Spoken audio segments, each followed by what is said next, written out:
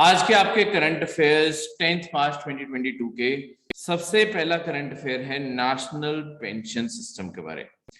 ठीक है, आपकी इस टाइम जितनी भी गवर्नमेंट एम्प्लॉयज को पेंशन मिलती है, अब जो 2004 के बाद जितने भी लोग नौकरियों पे लगे हैं उसके लिए जो सिस्टम बनाया गया है उसे कहते हैं नेशनल पेंशन सिस्टम।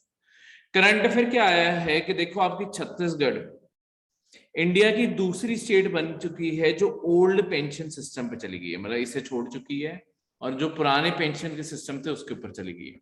देखो, पुराने पेंशन का जो सिस्टम था ना, गवर्नमेंट ने क्या किया है 2004 में, क्या हुआ था 2004 से पहले गवर्नमेंट ज्यादातर बर्डन हैंडल करती थी अपने एम्प्लॉयज के बेनिफिट का, पोस्ट रिटायरमेंट जो बेनिफिट्स है उसके ज्यादातर जो भी बर्डन है उसे आपकी गवर्नमेंट हैंडल करती थी।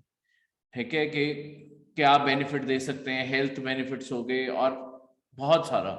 पर प्रॉब्लम क्या है, ये ओल्ड पेंशन सिस्टम क्यों गवर्नमेंट ने बंद की? इंडिया का ऑलमोस्ट हर स्टेट का और सेंटर का जितने बजट है इंडिया के 60% बजट इसी में कमिट हो जाता होगा। तो इंडिया की डेवलपमेंट कैसे होगी अगर 60% पैसा हम ऐसे बांट देंगे? ऑब्वियसली अगलों ने काम किया है, पर अगर 60% सरकार का पैसा ऐसे जाने लगा तो आपके बाकी सड़कें बनाने पे, इंफ्रास्ट्रक्चर, हेल्थ, बाकी सारे लोगों के लिए कैसे रिसोर्सेज बनेगी? ठीक है, इवन जिन्हें पेंशन मिल रही है उनके लिए कैसे रिसोर्सेज क्रिएट होंगे? तो बजट का बर्डन कम करने वाला। तो नेशनल पेंशन सिस्टम में अब होता क्या है कि सैलरी के अंदर से ही कंट्रीब्यूशन ली जाती है और फिर मतलब एक बंदा पे करता रहता है और अल्टीमेटली वहीं से उसे बेनिफिट निकल आता है। ठीक है, मतलब अपना खुद ही हर एक को जोड़ना पड़ता है एक तरीके से। तो इसके अंदर क्या है, आपकी नेशनल पेंशन सिस्टम ट्रस्ट एक स्पेशलाइज्ड बॉडी बनाई गई है। इसके अंडर आपके ये जो स्कीम है ना, ये आपकी ईईई है। ईईई का मतलब क्या होता है? एग्जेम्प्ट। एग्जेम्प्ट का क्या मतलब होता है? देखो, किसी भी स्टेज के ऊपर इसके आपके टैक्सेस नहीं लगते। जब आप कंट्रीब्यूशन करते हो, जितने की कंट्रीब्यूशन की वो टैक्सेबल इनकम में नहीं काउंट होता। उसके बाद जब आप विड्रॉ करवाओगे, एक तो इंटरेस्ट रेट मिलेगा जितने साल तुमने इसके अंदर रखा है, इंटरेस्ट रेट भी एग्जेम्प्टेड है और जो ओवरऑल अमाउंट आपको मिलना है वो भी एग्जेम्प्टेड है। तो ये ईईई है कि अमाउंट भी एग्जेम्प्टेड, इंटरेस्ट भी एग्जेम्प्टेड और डिपॉजिट्स भी आप क्लेम कर सकते हो एग्जेम्पशन के लिए। ठीक है, ऐसी स्कीम्स को ईईई कहते हैं जहां पे आपके टैक्सेस नहीं लगते। तो अगर किसी ने जितनी की भी उन्होंने पेंशन फंड में कंट्रीब्यूशन की है, अल्टीमेटली उतना उन्हें सारा का सारा फंड मिल जाता है। ठीक है, ये जो है ये गवर्नमेंट ऑफ इंडिया के क्या कुछ प्रोविडेंट फंड, ठीक है, प्रोविडेंट पेंशन फंड जो है उसके, तो उनकी तरह मतलब एग्जांपल दिया है एम्प्लॉयमेंट और प्रोविडेंट दोनों फंड्स में, वो भी दोनों फंड्स ईई होते हैं, वैसे ही आपके एनपीएस भी ईई है। ठीक है, तो आप प्रोविडेंट में, एम्प्लॉयमेंट फंड, इन दोनों में कंट्रीब्यूशन डालते हो, वो भी ईई है, एनपीएस भी ईई है। ये स्कीम 2004 में शुरू हुई थी। कोई भी एम्प्लॉय 1 अप्रैल 2004 के बाद रखा गया है। ये ओरिजिनली गवर्नमेंट ऑफ इंडिया जो सेंटर के एम्प्लॉयज है ना उनके लिए शुरू हुई थी। तो गवर्नमेंट ऑफ इंडिया के जितने एम्प्लॉयज हैं जो 1 अप्रैल 2004 के बाद रखे गए, वो अपने आप इस स्कीम के अंडर आ जाते हैं। उसके बाद ये बाकी सारे गवर्नमेंट एम्प्लॉयज के लिए भी कर दी गई थी, पर सिर्फ गवर्नमेंट एम्प्लॉयज के लिए थी। पर उसके बाद ही ओपन कर दी गई है सारे सिटीजन्स के लिए। अगर अब तुम प्राइवेट सेक्टर में भी काम करते हो, देखो प्राइवेट सेक्टर जरूरी नहीं है हर प्राइवेट ऑर्गेनाइजेशन को रजिस्टर करना। तो एज अ इंडिविजुअल एम्प्लॉय तुम खुद इनके पोर्टल पे जाके अपने आप को रजिस्टर कर सकते हो और खुद कंट्रीब्यूट करना शुरू कर सकते हो। कोई भी इंडियन 18 टू 65 की एज में, अब ये एज भी बढ़ा दी गई है 70 तक, तो 18 टू 70 की एज के बीच में कोई भी इंडियन अपनी कंट्रीब्यूशन देना चाहता है इस फंड में, दे सकता है। जितनी जल्दी कोई आएगा, लेट्स सपोज जिसने 18 साल की उम्र से कंट्रीब्यूशन देनी शुरू की, ऑब्वियसली उसका फंड उतना बड़ा होता जाएगा। ठीक है, या फंड छोटा भी रखना है तो साल कलेक्शन के बहुत ज्यादा है ना, दूसरे पर्सन को सेम अमाउंट अगर इकट्ठा करना है, लेट्स सपोज कोई पर्सन 40 साल की उम्र में ज्वाइन कर रहा है अगर उसे उतना ही अमाउंट इकट्ठा करना है जितना 18 साल वाले करना है, उसे शायद कंट्रीब्यूशन ज्यादा देनी पड़ेगी। तो इस कारण ये वेरी करता है कि मतलब कोई पर्सन जितना जल्दी ज्वाइन करता है उतना उसे लॉन्ग टर्म पेंशन के टाइम उसे उतना ज्यादा बेनिफिट होता है, ठीक है, क्योंकि कंट्रीब्यूशन उतनी इकट्ठी होती जाएगी। अब ये स्कीम सारे सिटीजन्स के लिए भी ओपन है, रेजिडेंट या नॉन रेजिडेंट, सारे के सारे जो इंडिया के एनआरआई हो चाहे आपके रेजिडेंट इंडियन। अच्छा, एनआरआई किसे कहते हैं? कौन पर्सन एनआरआई होता है? तो कैसे कहोगे कि वो इंडिया में रहता नहीं है? अगर तुम 180 दिन से, ऐसा नहीं कि तुम इंडिया आए ही नहीं हो, 180 डे प्लस अगर तुम इंडिया से बाहर रहे हो 180 दिन से ज्यादा, अगर तुम इंडिया से बाहर रहे हो, तुम्हें स्टेटस तुम्हारा चेंज हो जाता है एनआरआई। एनआरआई होते वो इंडियन सिटीजन ही है, उनके पास इंडियन पासपोर्ट होता है, सब कुछ इंडिया का होता है, बस वो क्योंकि इंडिया के अंदर रह नहीं रहे इस टाइम पे, उन्हें नॉन रेजिडेंट कहते हैं, ठीक है। 180 डे प्लस आपके एक तरीके से 6 महीने से ज्यादा हो गए ना। कोई भी पर्सन जो 6 महीने से ज्यादा इंडिया में नहीं रहता, उस पर्सन को कहते हैं कि वो एनआरआई है। लेट्स सपोज साल के 4 महीने बंदा इंडिया में बिता रहा है, ठीक है, बाकी के 8 महीने बाहर है, तो एनआरआई हो गया, ठीक है। तो इस तरीके से तो आते जाते रह सकते हैं, पर अगर मेजोरिटी टाइम वो बाहर बिता रहे हैं तो एनआरआई। अब एनपीएस टैक्स फ्री इंस्ट्रूमेंट है, जहां पे पूरी की पूरी जो पूरा अमाउंट होगा, ये जब मेच्योरिटी आती है, जब आपने सारा लेना है, तब कोई टैक्सेस नहीं लगते, ठीक है। 40% एन्युटी, देखो जितना आप निकलवाओगे वो सारा का सारा टैक्स फ्री है। एन्युटी का मतलब क्या है कि देखो पेंशन का कुछ हिस्सा आप जितना आपका पेंशन फंड में इकट्ठा होता है, उसमें से कुछ हिस्सा जब आप लेट्स सपोज 60 पे आप रिटायरमेंट ले रहे हो, 60 पे आपके पास ऑप्शन होती है कि आप में से उतने में से कितना हिस्सा आप एक साथ निकालना चाहते हो, ठीक है। लेट्स सपोज आपके पेंशन में 1 करोड़ इकट्ठा हो गया था, तुमने कहीं कोई प्रॉपर्टी लेने का सोचा, तुम्हें 30 लाख तुमने सोचा तुम निकलवा लो, 30 लाख तुम्हें इशू कर दिए जाएंगे, 30 लाख टैक्स फ्री होंगे। पीछे अभी भी 70 लाख बचे हुए हैं, वो 70 लाख हर साल, अब देखो अभी भी पेंशन फंड में तो पड़े हैं ना, हर साल उसके ऊपर टैक्स जरूर लगता है। इनकम है तो वो इनकम ही ना, तो उसके ऊपर हर साल टैक्स भरना पड़ता है। क्लियर है? कट के आती है या आप खुद फाइल करो जैसे भी, तो वो इस तरीके से क्लियर है। तो कोई भी पर्सन अगर 60 साल की उम्र से पहले कोई निकालना चाहता है, तो ये भी ऑप्शन है कि pre mature withdrawal, let's suppose किसी की फैमिली में कोई इमरजेंसी आ गई, वो अपने पेंशन फंड निकाल सकता है। कितने?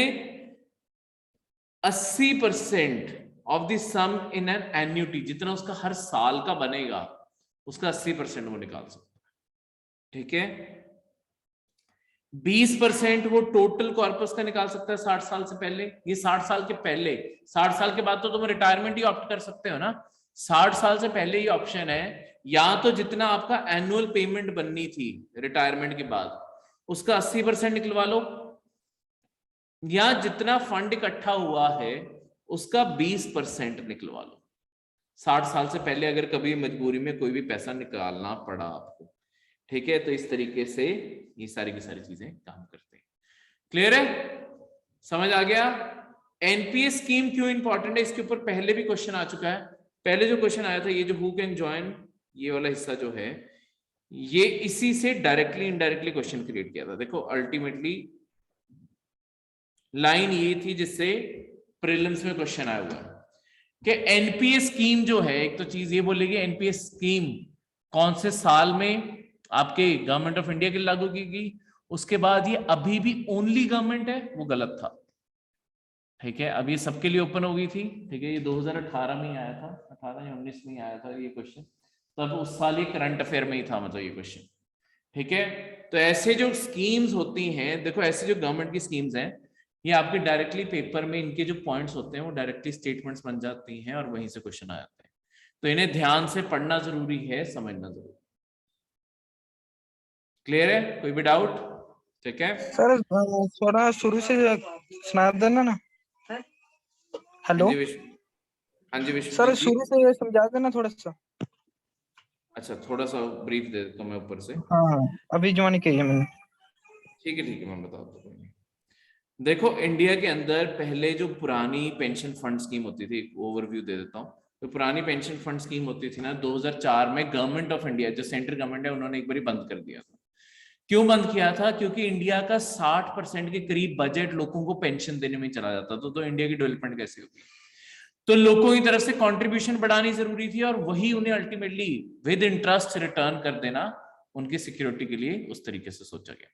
इसी के लिए चलते हुए आपकी नेशनल पेंशन सिस्टम बनाया गया, जिसके अंदर नेशनल पेंशन सिस्टम पूरा बना है। इसमें क्या है, 1 अप्रैल 2004 के बाद कोई भी गवर्नमेंट ऑफ इंडिया ने जिसे भी हायर किया है, गवर्नमेंट ऑफ इंडिया की जॉब में जो भी गया है, वो नेशनल पेंशन सिस्टम के अंदर ही गया है। बाद में आपकी स्टेट गवर्नमेंट्स ने भी इसे अप्लाई कर लिया था, और उसके बाद आपके अब ये प्राइवेट सेक्टर यानी कि सारे रेजिडेंट्स ऑफ इंडिया के लिए ओपन है। तो इसके अंदर क्या है कि पर्सन को खुद कंट्रीब्यूट करना होता है। वो जितना भी कंट्रीब्यूट करता है वो उतना, मतलब 1.5 लाख लिमिट है, 1.5 लाख तक अगर तुम कंट्रीब्यूट करते हो, उतना तुम्हारे पेंशन, मतलब उस उतना तुम इनकम टैक्स एग्जेम्प्ट करवा सकते हो। पहली बात तो उतनी वो कंट्रीब्यूशन जाती गई। कोई भी पर्सन जो 18 to 70 की एज के बीच में है, इंडिया का सिटीजन, वो कंट्रीब्यूट कर सकता है। इवन जो ओसीआई है वो भी कंट्रीब्यूट कर सकते हैं। अब ये जो लोग हो गए 18 to 70 के बीच में, इन्होंने कंट्रीब्यूशन कर दी, यहां पे पहले टैक्स बेनिफिट मिल गया कि तुम इनकम टैक्स में वो कटवा सकते हो। उसके बाद आपके अगली चीज देखोगे तो जब किसी ने विड्रॉ करना है, विड्रॉ करते टाइम आपके तब भी आपको इंटरेस्ट रेट भी जुड़ चुका होगा, और पूरा का पूरा कॉर्पस यानी कि पूरा का पूरा अमाउंट भी जुड़ चुका होगा। पूरा अमाउंट भी टैक्स फ्री है, और आपका जो इंटरेस्ट रेट है उसके ऊपर भी सरकार टैक्स नहीं लगाती। तो जितना आपका टैक्स बनेगा वो सारा का सारा सरकार माफ कर देगी उस टाइम पे। ठीक है, तो आपको यानी कि अगर आपने 1 करोड़ इकट्ठा किया है तो आपके फंड में 1 करोड़ ही शो होगा, टैक्स नहीं कटेगा। उसमें से जितना विड्रॉ करवाओगे एक्चुअली उसके ऊपर टैक्स एग्जेम्प्ट होता है। लेट्स वो 30 लाख किसी ने निकलवाए तो टैक्स एग्जेम्प्ट होगी। बाकी 70 लाख हर साल हर महीने की पेंशन में बढ़ जाता है, उसके ऊपर एनुअली इनकम टैक्स लगता है। ठीक है, क्लियर है? तो इस तरीके से ये फंड ऑपरेट करते हैं। करंट अफेयर ये था कि आपकी छत्तीसगढ़ इंडिया की सेकंड स्टेट बन चुकी है जो ओल्ड पेंशन सिस्टम पे चलेगी है। देखो, पॉलिटिक्स में ये प्रॉब्लम बहुत बड़ी होती है कि पॉलिटिक्स में लोगों को वो वादे करने पड़ते हैं इलेक्शन जीतने के लिए कि देखो हम ये कर देंगे वो कर देंगे। अब लोगों को खुश नहीं करोगे तो लोग वोट नहीं डालेंगे। पर उसके चलते हुए अब गवर्नमेंट अपना नुकसान, गवर्नमेंट का तो नुकसान हो रहा है ना कि बजट इसकी तरफ और ज्यादा जाने लग जाएगा। तो ओवरऑल इंडिया का ऐसी स्कीमों के कारण नुकसान होता है। तो ये चीज ठीक है, क्लियर है? Okay okay. Second current affair है अबॉर्शन रूल्स इंडिया के अंदर। देखो, इंडिया के अंदर एक एक्ट एग्जिस्ट करता है, medical termination of pregnancy act 1971 में। एक ये जो आपका एक्ट है, सबसे पहले तो ये एक्ट, ये वही एक्ट है जो जेंडर रिवील नहीं करने देता। कभी भी कोई अल्ट्रासाउंड के लिए जाएगा, देखो डॉक्टर्स के पास नहीं तो क्या होता है, अल्ट्रासाउंड में हमेशा जेंडर भी पता चल जाता है। दुनिया में कई कंट्रीज हैं जहां पे आपके जेंडर रिवील अलाउड है कि फीमेल चाइल्ड होने वाला है या मेल चाइल्ड होने वाला है। पर हमारे इंडिया में क्योंकि फीमेल फिटिसाइड की बहुत ज्यादा प्रॉब्लम है, ठीक है, फीमेल बच्चों को मार देते हैं नॉर्थ में। क्यों मार देते हैं? 2 कारण उसके। एक, हमारे यहाँ पे जिसे गवर्नमेंट ने खुद टर्म दी हुई है, इंडिया में ना एक चीज एग्जिस्ट करती है साइकोलॉजिकली। गवर्नमेंट ने एक सर्वे करवाया था इंडिया में प्रेफरेंस कैसे एग्जिस्ट करती है, और गवर्नमेंट ने इसे एक चीज, एक वर्ड का नाम दिया है, मेटा सन प्रेफरेंस। मेटा सन प्रेफरेंस एग्जिस्ट करती है कि हर परिवार में, खासकर नॉर्थ और वेस्ट इंडिया में, ये परिवारों में ये विश्वास बना हुआ है कि परिवार में कम से कम एक लड़का तो होना ही चाहिए। इसकी तुम अगर क्लियर एग्जांपल देखना चाहते हो किसी भी इंडियन फैमिली में, तो मेजॉरिटी फैमिलीज में ये चीज दिखेगी। हमेशा देखना, लेट्स सपोज अगर मल्टीपल सिबलिंग्स है ना, लास्ट वाला सिबलिंग हमेशा मेल होगा। गवर्नमेंट ने ये सर्वे कैसे किया, मैं आपको गवर्नमेंट के सर्वे का तरीका बताता हूँ। ठीक है, अगर मल्टीपल सिबलिंग्स है तो लास्ट वाला हमेशा मेल होगा। ऐसे ही तो ये जो ट्रेंड दिखाता है जितने मर्जी सिबलिंग हो, अगर लास्ट बॉय है तो यानी कि उन्होंने चाइल्ड बर्थ तब जाके रोके जब एक मेल चाइल्ड फैमिली में आ गया। ठीक है, तब तक डॉटर डॉटर डॉटर डॉटर, एक सन आया तो फैमिली प्लानिंग रोक दी। तो फैमिली प्लानिंग का पूरा बेस इंडिया में ये है कि बेटा होगा या नहीं होगा। तो ये इस एक तो इसके कारण पॉपुलेशन बहुत ज्यादा ग्रो करती है। दूसरे कारण इसके कारण प्रॉब्लम क्या आती है, देखो ऐसे अब हर ये तुम ट्रेंड बथेरी जगह देख लोगे, चलो मैं ये नहीं कहता हूं हर घर में डिस्क्रिमिनेशन भी हो रही है, पर जिस घर में मेल और फीमेल की डिस्क्रिमिनेशन भी की जाती है वहां भी क्या प्रॉब्लम आती है। लेट्स सपोज पहले तो डिस्क्रिमिनेशन की जाती है और ऊपर से अगर ये परिवार बहुत ज्यादा गरीब है, इनके पास बहुत ही कम रिसोर्सेज है, रिसोर्सेज मेल कंसंट्रेटेड हो जाती है। जैसे एजुकेशन, अगर एजुकेशन एक ही बच्चे को दे सकते हैं, प्रेफरेंस हमेशा दी जाएगी मेल को दी जाएगी। अगर कभी भी इन घरों में मतलब गवर्नमेंट ने क्या क्या चीजें नोटिस की, अगर खाने की कमी है, फूड की कमी है, सबसे पहले मेल चाइल्ड को फीड किया जाएगा। ठीक है, उसके बाद अगली चीज जो यहाँ पे की गई, जैसे कि अगर लेट्स सपोज बच्चे बीमार होते हैं, हेल्थ, मेल चाइल्ड को ज्यादा मतलब ज्यादा चांसेस है कि मेल चाइल्ड को जल्दी डॉक्टर के पास ले जाए। फीमेल की जब तक क्रिटिकल सिचुएशन नहीं बन जाती ना तब तक नहीं लेके जाते।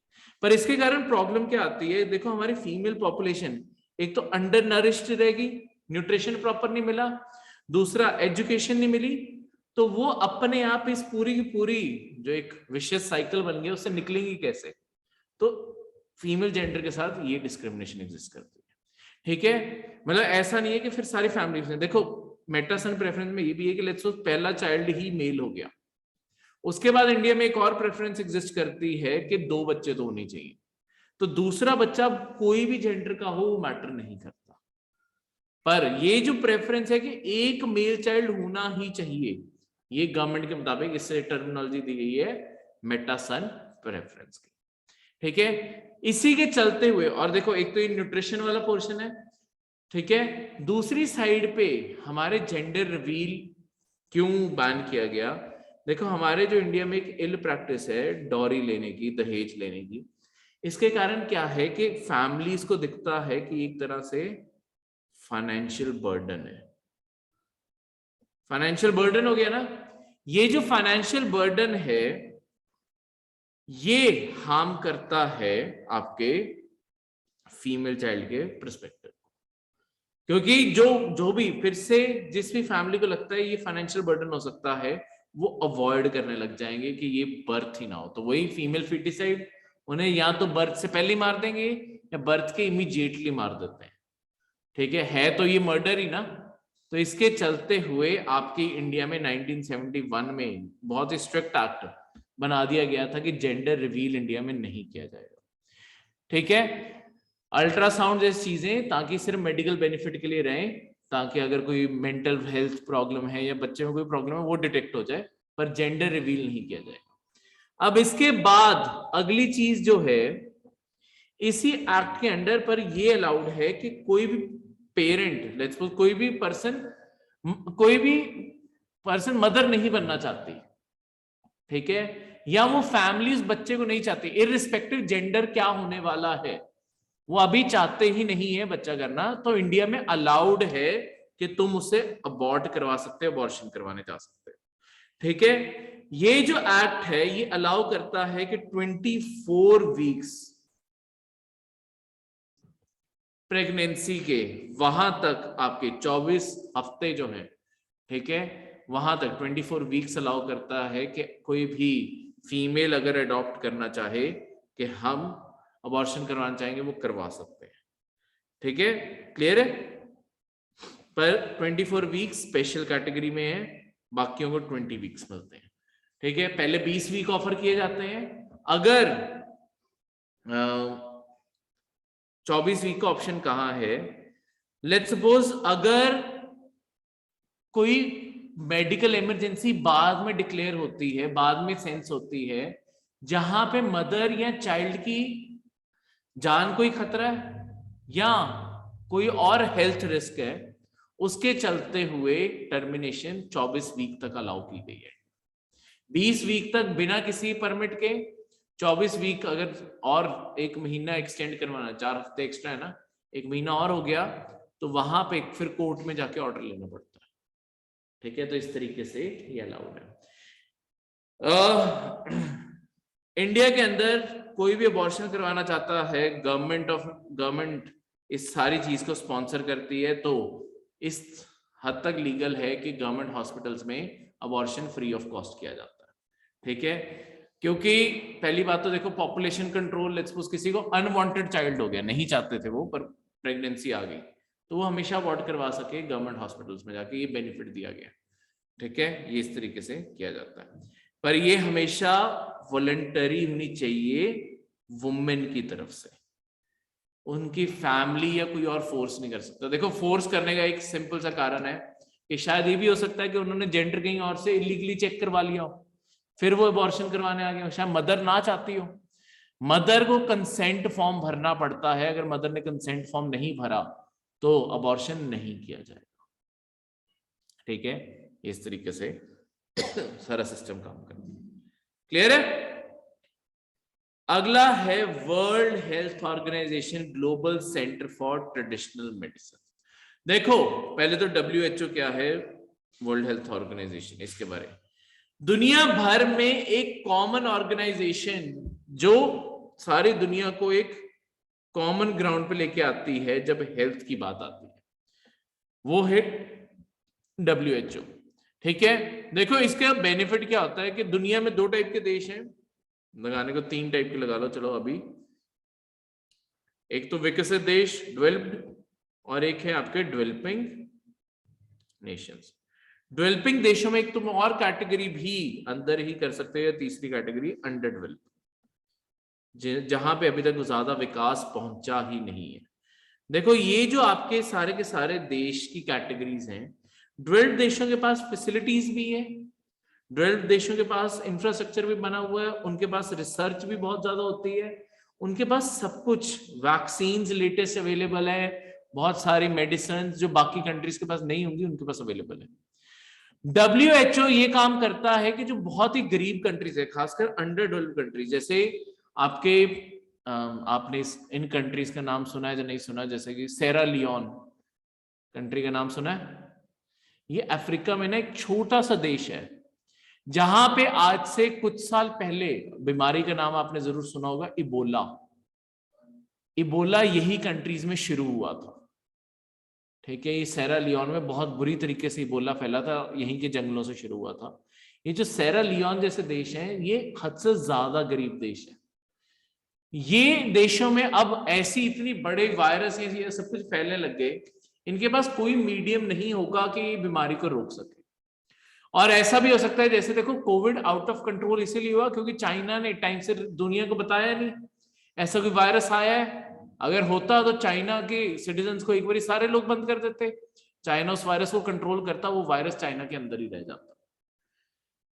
WHO ये काम बनाया, WHO भी इसी काम के लिए कि अगर कहीं पे कोई वायरस डिटेक्ट हुआ है सारी दुनिया में टाइम से, वायरस या बैक्टीरिया दोनों चीजें दुनिया को हार्म कर सकती हैं, जो भी ह्यूमन हेल्थ के लिए चीज हार्मफुल आई है सारी कंट्रीज तक उसकी इंफॉर्मेशन जाए, उसे कैसे ठीक करना है उसके अप्रूवल्स भी दें। जैसे जो भी वैक्सीन अप्रूव होती जा रही है ना इंटरनेशनल स्टेज पे, उन्हें WHO की अप्रूवल लग रही है।